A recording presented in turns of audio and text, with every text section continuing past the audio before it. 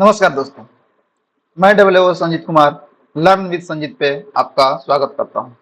दोस्तों, जैसे कि आज हम लोग प्रेजेंट परफेक्ट कंटिन्यूअस टेंस पढ़ने वाले हैं, पर उससे पहले आपसे एक रिक्वेस्ट है कि प्लीज मेरे चैनल को सब्सक्राइब और वीडियो को लाइक और शेयर कर दीजिएगा, ताकि दूसरे जरूरतमंदों को भी ये वीडियो पहुंच जाए। ठीक है, चलिए शुरू करते हैं। तो प्रेजेंट परफेक्ट कंटिन्यूअस टेंस दोस्तों होता क्या है, इसका डेफिनेशन ये है कि an action thus started in past but is still going on comes under present perfect continuous tense। मतलब ये है कि कोई भी काम जो कि पास्ट से शुरू हो और अभी तक वो काम होता रहा हो या होता है, तो वो प्रेजेंट परफेक्ट कंटिन्यूअस टेंस में आएगा। जैसे कि आप समझ लीजिए कि 10 दिन से टेंस पढ़ रहे हैं ना, आप 10 दिन से टेंस पढ़ रहे हैं और आप अभी भी पढ़ रहे हैं, तो वो क्या हो जाएगा, प्रेजेंट परफेक्ट कंटिन्यूअस टेंस में हो जाएगा। जैसे आपने किसी एग्जाम का तैयारी कर रहे हैं और 2 महीने से कर रहे हैं और अभी भी कर रहे हैं, 2 सालों से कर रहे हैं और अभी भी कर रहे हैं, तो वैसे वाक्य जिसमें हमको पढ़ने से ये लगे कि ये काम पहले भी होता था और हो रहा है और हो रहा था कंटिन्यूअसली, मतलब कोई काम पहले से शुरू हुआ है और अभी तक हो रहा है, उसको हम लोग बोलते हैं प्रेजेंट परफेक्ट कंटिन्यूअस टेंस। इसका हिंदी में ये रहा, वही सेम चीज है, बस उसको हिंदी में लिख दिया गया है कि पास्ट में जो शुरू हुआ है और अभी भी चल रहा है। या अगर हिंदी में आप अगर पढ़ रहे हैं कोई वाक्य और उसको इंग्लिश में बनाना चाह रहे हैं, तो एक तो ये सबसे मेन पहचान तो ये है ना। फिर इसके बाद ये भी है कि अगर वाक्य के अंत में ता आ रहा है या आ रहा भी नहीं होगा, केवल ता रहा है होगा, या ता आ रहा है ये भी आ जाए, ती आ रही है, ते आ रहे हैं, तो उसको परफेक्ट कंटिन्यूअस में, प्रेजेंट परफेक्ट कंटिन्यूअस टेंस में रखेंगे। ठीक है, प्रेजेंट परफेक्ट कंटिन्यूअस टेंस में रखेंगे। यहाँ प्रेजेंट छूट गया है दोस्तों, तो प्रेजेंट परफेक्ट कंटिन्यूअस टेंस में रखेंगे। आपको उम्मीद करता हूँ समझ में आ गया होगा। ठीक है, तो चलिए से आप जब वाक्य देखिएगा तो आपको समझ में आएगा कि कैसे मैं बता रहा हूँ, फिर वाक्य के हिसाब से आपको मैं समझाऊंगा जब वाक्य दूंगा। तो पहले इसका स्ट्रक्चर देख लेते हैं कि ये बनता कैसे है। तो दोस्तों, पहले तो जैसे कि आप पढ़ते पढ़ते आप इतने देर से पढ़ रहे हैं, तो आपको समझ में आ रहा है कि पहले हम लोग सब्जेक्ट रखते हैं। किसी भी सेंटेंस में पहले हम लोग सब्जेक्ट रखते हैं। फिर इसमें क्या है कि इसमें हैज बीन और हैव बीन का इस्तेमाल होता है। अब कौन से सब्जेक्ट के साथ में हैज बीन होता है, कौन से सब्जेक्ट के साथ में हैव बीन होता है, आगे बताएंगे। ठीक है, इसके बाद में वर्ब फोर्थ का इस्तेमाल होता है, या इसको हम लोग वर्ब का आईएनजी फॉर्म बोलते हैं, है ना, क्योंकि इसमें हर वर्ब में आईएनजी, जैसे प्ले है तो क्या हो जाएगा आपका, प्लेइंग हो जाएगा। ठीक है, प्ले है तो क्या हो जाएगा, प्लेइंग हो जाएगा। और उसके बाद में ऑब्जेक्ट रखते हैं। ठीक है, तो ये इसका स्ट्रक्चर है। जब भी अगर आप इंग्लिश से हिंदी में पढ़िएगा, तो इंग्लिश में पढ़िएगा तो पहले सब्जेक्ट रहेगा, फिर हैज हैव रहेगा और फिर हैव बीन रहेगा। ठीक है दोस्तों, और इसके बाद में क्या आएगा, वर्ब का फोर्थ फॉर्म, और फिर इसके बाद में ऑब्जेक्ट। अब ये यूज ऑफ हैज बीन का इस्तेमाल कहाँ होता है, तो हैज बीन का इस्तेमाल थर्ड पर्सन के सिंगुलर नंबर में आता है। और थर्ड पर्सन के सिंगुलर नंबर में क्या क्या आता है, उसमें आता है ही, शी, इट, सिंगुलर नेम। अब ये सिंगुलर नेम जो ये लिखा हुआ है यहाँ पे आप देख सकते हैं, ये रहा यहाँ पे ही, शी, इट और सिंगुलर नेम। तो सिंगुलर नेम क्या होता है, सिंगुलर नेम में आपको एक नाउन आता है। सिंगुलर नाउन लिखा हुआ है तो सिंगुलर नाउन कुछ भी हो सकता है, जैसे कि ए बॉय हो सकता है, तो हम बोल देंगे कि एक लड़का सुबह से खेल रहा है, हो जाएगा ना।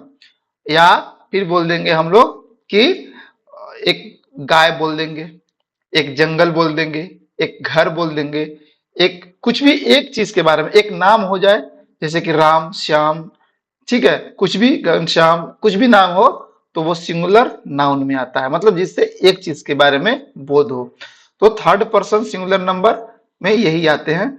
और आप शुरू से पढ़ रहे हैं मेरे वीडियो को, तो थर्ड पर्सन सिंगुलर नंबर आपको सही से आता भी होगा। ठीक है, अब हैज बीन का, इसमें क्या होता है कि हैज बीन का इस्तेमाल होता है थर्ड पर्सन सिंगुलर नंबर, इन सब के जिसके बारे में मैंने बताया।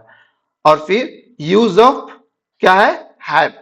तो हैव बीन का इस्तेमाल कहाँ होता है, तो फर्स्ट पर्सन में क्या आता है, आई आता है, वी आता है, सेकेंड पर्सन में यू आता है, थर्ड पर्सन में के प्लूरल नंबर में, थर्ड पर्सन के प्लूरल नंबर में क्या आ जाएगा, तो जो है दे तो होगा ही प्लूरल नंबर में, और प्लूरल नाउन, जैसे यहाँ पे सिंगुलर नाउन था ना, यहाँ पे प्लूरल नाउन होगा। अब जैसे यहाँ पे जितना आपको बताया कि एक एक के बारे में होगा, तो यहाँ एक से ज्यादा, जैसे गाय, मैंने एक गाय बोला तो वो गाय हो जाएगा, काउज हो जाएगा, ठीक है। बॉय बोला तो बॉयज हो जाएगा, हॉस्पिटल बोला तो हॉस्पिटल्स हो जाएगा, ठीक है।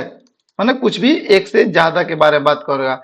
नाम होगा तो एक नाम नहीं, जैसे मान लो राम एंड श्याम, मतलब कोई भी दो लोग मिलके काम कर रहा हो, या मैं बोल दूं my father sorry my brothers, ठीक है। तो ब्रदर्स बोला तो एक से ज्यादा भाई है ना, तो ये भी प्लूरल नाउन में ही आएगा, ठीक है।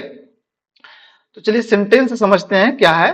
अब देखिए, पहले इंग्लिश वाले बच्चे को देखेंगे कि देखिए जब आप पढ़ोगे तो आप पहले सब्जेक्ट पढ़ोगे, कुछ भी सब्जेक्ट यहाँ पे लिखा रहेगा, और ही लिखा रहेगा तो उसके साथ में हैज बीन लगा रहेगा, ठीक है। थर्ड पर्सन, ये थर्ड पर्सन सिंगुलर नंबर। अब इसके बाद में टेलिंग ए लाई, देखिए टेल ए लाई, इसका मतलब होता है झूठ बोलना। तो इसमें ये मेन वर्ब होता है ये, और इसमें आईएनजी लग गया हुआ है, तो ये हो गया टेलिंग ए लाई। तो ये वर्ब का फोर्थ फॉर्म है। अब जो ऑब्जेक्ट नहीं है तो ऑब्जेक्ट नहीं लिखेंगे, लेकिन आप में उसमें सब्जेक्ट और वर्ब जरूर होना चाहिए, ठीक है। वाक्य में सब्जेक्ट और वर्ब जरूर होना चाहिए। तो सब्जेक्ट तो आपका ये हो गया, और ये वर्ब आपका हो ही गया, और उसके साथ में हैज बीन का इस्तेमाल आएगा, ये हो जाएगा। अब देखिए हिंदी से जो इंग्लिश में बना रहे हैं बच्चे, अब देखिए यहाँ पे है कि वो झूठ बोलते रहा है या झूठ बोलते आ रहा है। अब देखिए झूठ बोलते रहा है, इसका मतलब क्या है कि वो पहले भी झूठ बोलता था और अब भी झूठ बोल रहा है, या इसको झूठ बोलते आ रहा है, इसका मतलब कि वो बहुत पहले से ये झूठ बोलते आ रहा है। जैसे मैं आपको बोलूं कि अगर आप मेरे वीडियो देखते आ रहे हैं तो आपको ये जरूर समझ में आएगा। तो इसका मतलब क्या है कि आप पहले भी मेरे वीडियो देख रहे थे और अब भी आप मेरा वीडियो देख रहे हैं, है ना। तो वैसे ही हो जाएगा। तो यही इसका कहने का मतलब था कि अगर आप मेरे चैनल को देखते आ रहे हैं तो उसको इसमें आपको समझ में आ जाएगा कि हैज बीन और हैव बीन का इस्तेमाल कहाँ होगा।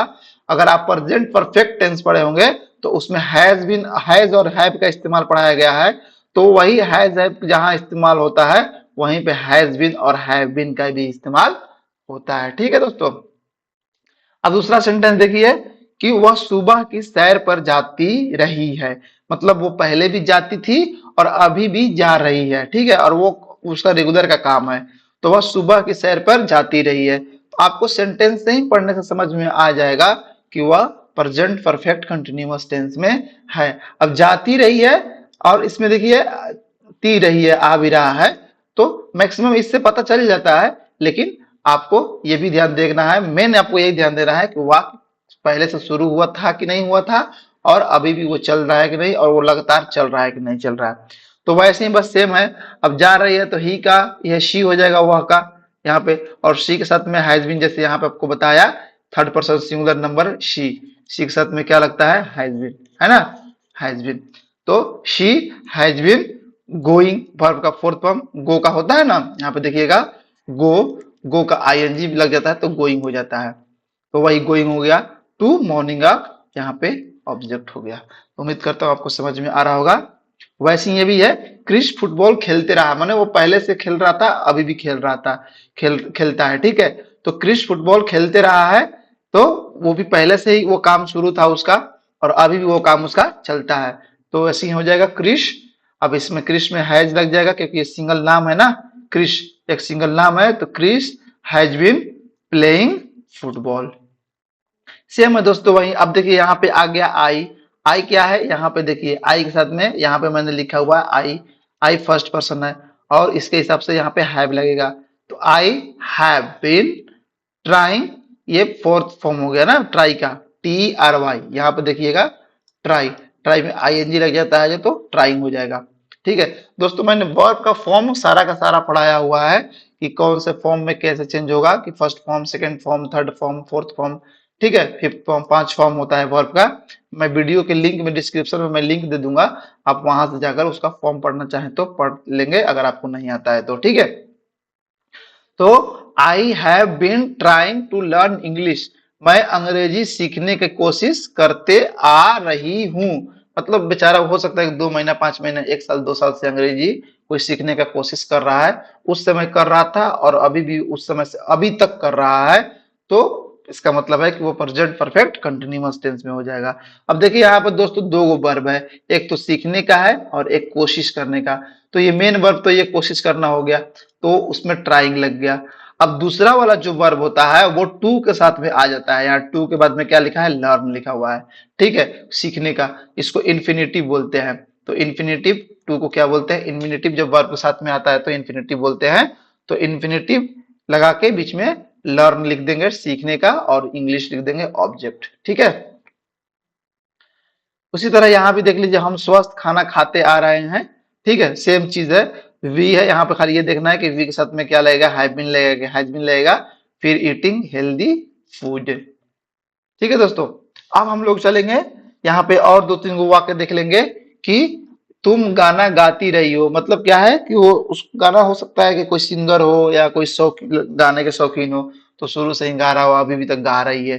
ठीक है, मतलब कहने का मतलब ये नहीं कि वो लगातार उसी समय से गाती ही रही है। कहने का मतलब कल भी हो सकता है कि, होता है ना कि वो 4 साल से गाना गाती रही है, इसका मतलब थोड़ा होता है कि वो मतलब हर पल गा रही है। मतलब कि वो आज भी गा रही थी, कल भी गा रही थी, परसों भी गा रही थी, ऐसे। ठीक है, तो वो उतने दिनों से गाना गाती आ रही है। तो यहाँ दोस्तों थोड़ा सा छिप गया है इधर, तो उसको बुरा मत मानिएगा। ठीक है, ये यू यहाँ पे हुआ है, ये यू लिखा हुआ है, वाई ओ यू है। ठीक है, Y O U, U U के साथ में हैव बीन लग जाएगा, सिंगिंग ए सॉन्ग। सेम चीज है, वे लोग पैसे बचाते आ रहे हैं, मतलब बहुत दिनों से वो पैसा बचा रहे हैं और अभी बचाते हैं। वे लोग का दे हो जाएगा टी एच यू आई, दे के साथ में हैव बीन सेविंग मनी। मेरे दोस्त मेरी मदद करते रहे हैं, अब वही सेम चीज हो गया, माई फ्रेंड्स।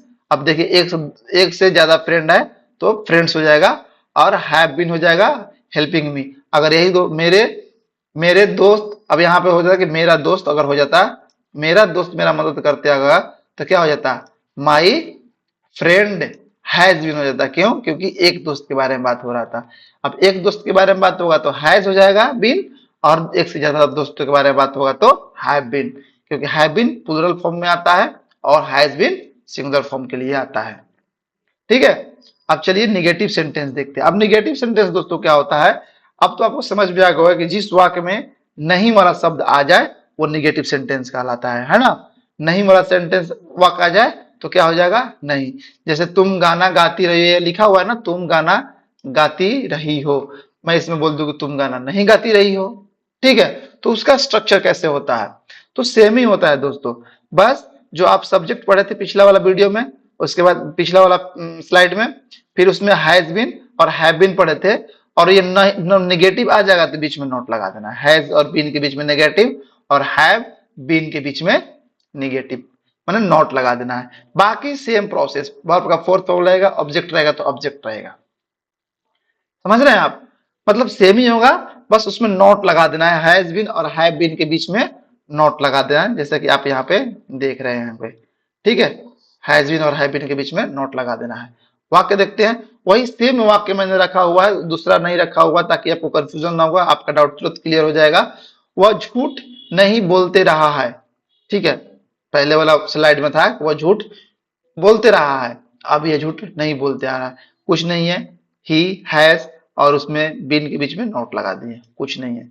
वही वाला वाक्य देखिए, सुबह की सैर पे जाने वाला है, इसमें हैज और बीच में नोट लगा दिया, यहाँ पे नहीं है। तो यहाँ पे देखिए क्रिश फुटबॉल नहीं खेलते रहा है, तो क्रिश हैज यहाँ पे नोट लगा दिए।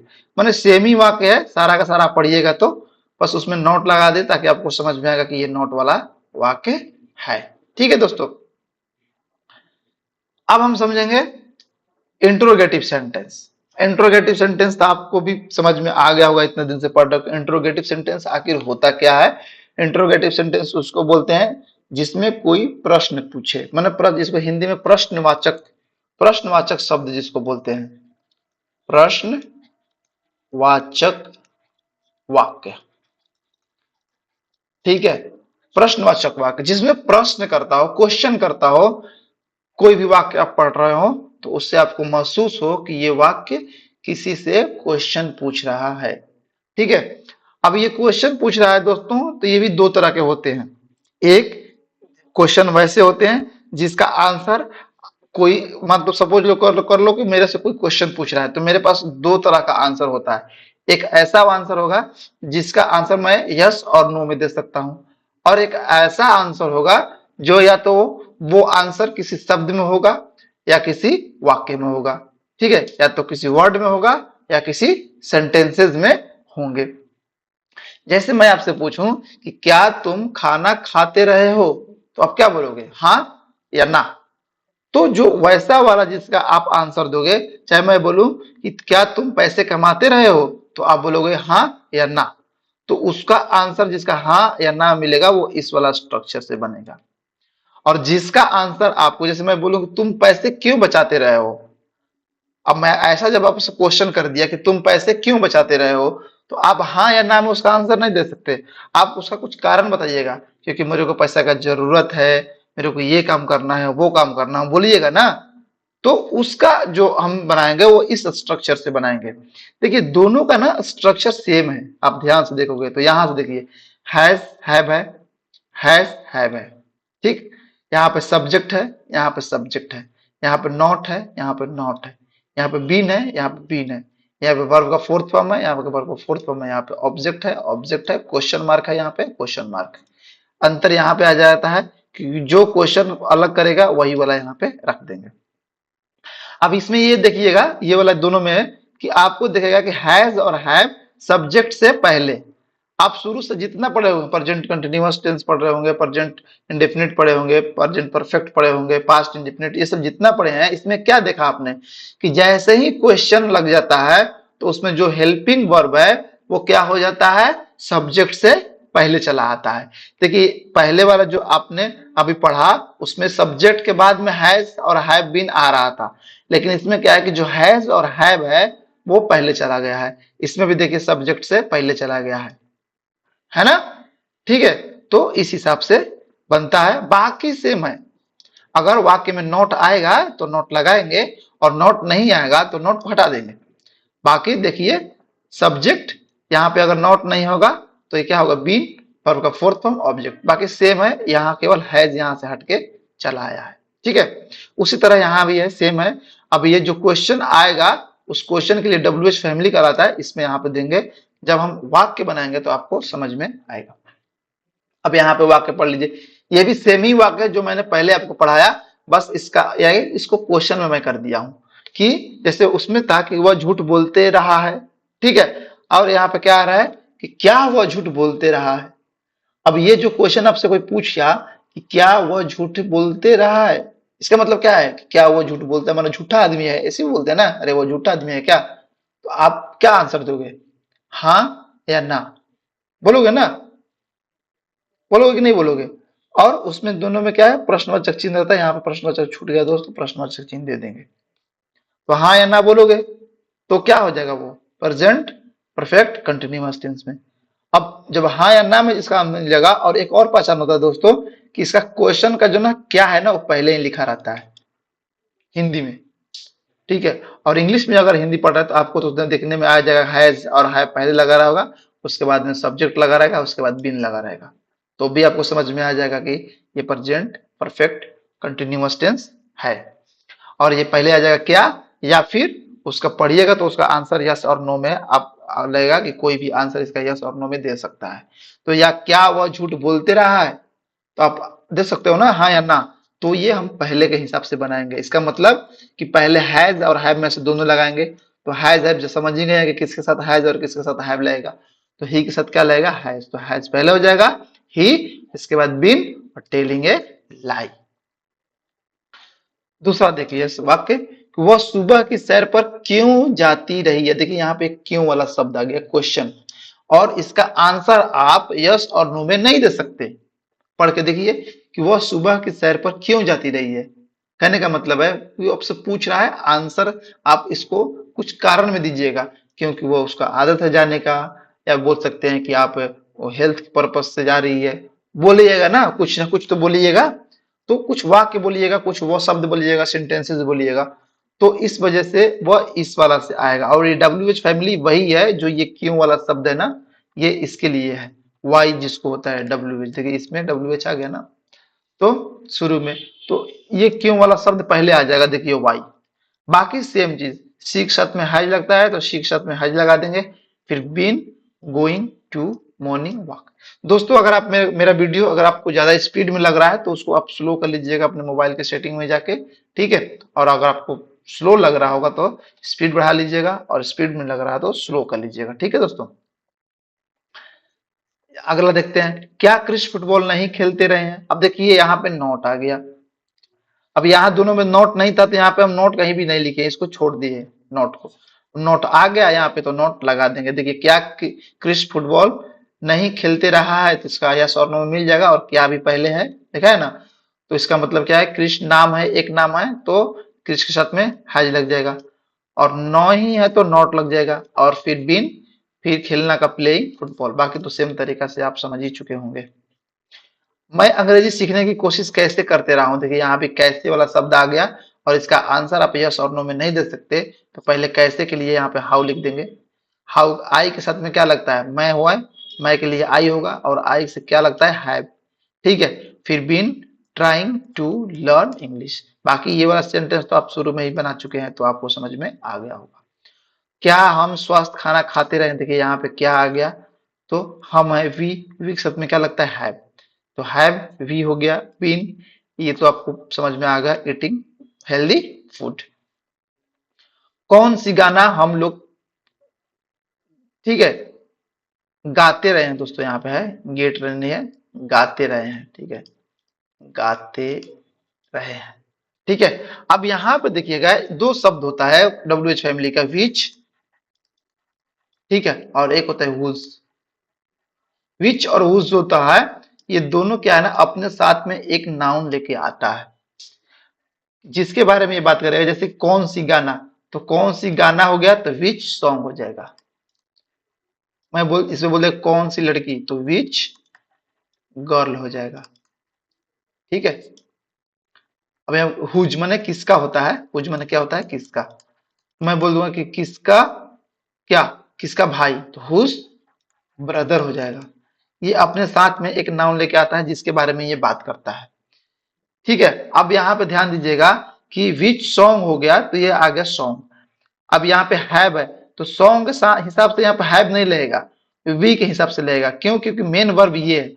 गाना कौन गा रहा है, हम, और जो सब्जेक्ट यहाँ पे कौन है, किसको बोलते हैं कि जो किसी काम को करता है, तो गाना कौन गा रहे हैं, हम। तो हम गाना गा रहे हैं तो सब्जेक्ट कौन हुआ, हम। इसके हिसाब से हम लोग यहाँ पे हैव लगा दिए, ठीक है। तो जो वर्ब काम करेगा, जो सॉरी जो सब्जेक्ट काम करेगा, उसके हिसाब से ही हम उसमें क्या करते हैं कि जो क्या बोलते हैं इसको, ऑक्सिलरी वर्ब लगाते हैं, ठीक है, हेल्पिंग वर्ब लगाते हैं। तो which song have we been singing, बाकी सेम चीज से बनेगा। अब जैसे हुज ब्रदर है, अब बोलेंगे किसका भाई, किसका भाई रो रहा है, रोते आ रहा है, ठीक है, रोते आ रहा है। अब यहाँ पे हुज ब्रदर, अब यहाँ बताइए कि कौन रो रहा है। अब यहाँ पे तो कहिएगा सर यहाँ पे तो एक दूसरा रो रहा था, यहाँ पे तो वही रो रहा है जिसके साथ में ये नाउन लगा हुआ, हुज ब्रदर, रोने का काम किसका हो रहा है, भाई का। तो इसी के हिसाब से लगेगा, तो हुज ब्रदर हैज हो जाएगा, हैज यहीं पे साथ में बीन भी हो जाएगा, वीपिंग हो जाएगा। क्यों, क्योंकि यहाँ पे जो ब्रदर है वही रोने का काम कर रहा है, वही सब्जेक्ट है। तो आपको ध्यान देना होगा कि सब्जेक्ट इसमें कौन है। क्या वे लोग पैसे बचाते रहे, ये वाला दोस्तों, ये वाला मैंने जब बता रहा था आपको उस समय ही बता चुका हूँ, विच, जब आपको ये डब्ल्यू एच फैमिली बता रहा था तो ये विच हुज बता चुका हूँ। अगर आपको नहीं देखे होंगे तो प्लीज आप चले जाइएगा डिस्क्रिप्शन में, वहां पे मैं इसका लिंक दे दूंगा, वहां से आप डब्ल्यू एच फैमिली का देख दीजिएगा, वहां पे विच हुज सब क्लियर किए हुए हैं, ठीक है। यहीं से हम देख लीजिए, वे लोग पैसे बचाते रहे हैं, क्या वे लोग पैसे बचाते रहे, तो इसमें क्या हो गया, have they been saving money, यहाँ पहले क्या हो गया, ठीक है। मेरे दोस्त मेरी मदद क्यों नहीं करते रहे हैं, ठीक है, मेरे दोस्त मेरी मदद क्यों नहीं करते रहे, वाई। माई फ्रेंड्स यहाँ पे नहीं है तो नॉट हो गया, बीन हेल्पिंग मी, ठीक है दोस्तों। तो दोस्तों ये तो खत्म हुआ लेकिन आपको जो है बहुत बहुत जरूरी इंफॉर्मेशन आपको दे देता हूं कि इसमें एक बहुत ज्यादा इंपॉर्टेंट इस्तेमाल होता है सिंस और फॉर का। प्रेजेंट परफेक्ट कंटिन्यूअस टेंस में सिंस और फॉर का इस्तेमाल होता है, जो कि अगला वीडियो में हम एक स्पेशल सिंस और फॉर के वीडियो के नाम से आपको लेके आएंगे, जिसको देखना बहुत जरूरी है, क्योंकि सिंस और for present perfect continuous tense में भी इस्तेमाल होता है बहुत ज्यादा। वास्तविक में सिंस और फॉर से ही ये सारा का सारा सेंटेंस बनते हैं प्रेजेंट परफेक्ट कंटिन्यूअस में। और सिंस फॉर का इस्तेमाल कंजक्शन के फॉर्म में भी होता है और प्रीपोजिशन के फॉर्म में होता है, तो उसको भी मैं इसमें बता दूंगा थोड़ा थोड़ा, ठीक है। तो आप आगे आने वाले वीडियो को मिस मत कीजिएगा। और हाँ दोस्तों, मेरे चैनल को लाइक शेयर और सब्सक्राइब जरूर कर दीजिएगा प्लीज। और मैं डिस्क्रिप्शन बॉक्स में टेलीग्राम का लिंक दिया हूं और व्हाट्सएप का भी लिंक दिया हूं। आप इस पीडीएफ आपको अगर ये चाहिए तो आपको उस टेलीग्राम पे जाकर उसका आप लिंक से वहां पे चले जाइएगा, वहां पे आपको ये पीडीएफ मिल जाएगा।